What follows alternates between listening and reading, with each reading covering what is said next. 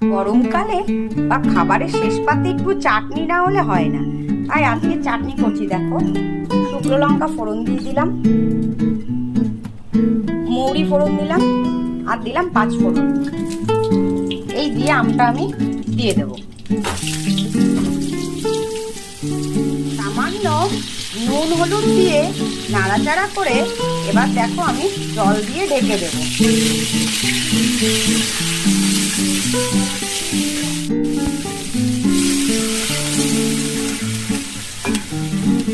দেখো ঢাকাটা সরিয়ে নিয়েছি, আমগুলো আমার বেশ সেদ্ধ হয়ে গেছে।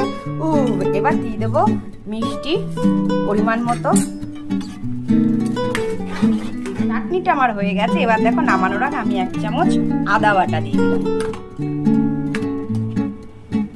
এটা আমার কমপ্লিট, আমি নামিয়ে নিয়েছি। কেমন লাগলো সাবস্ক্রাইব করে লাইক কমেন্ট করতে ভুলো না, কমেন্ট বক্সে জানিও।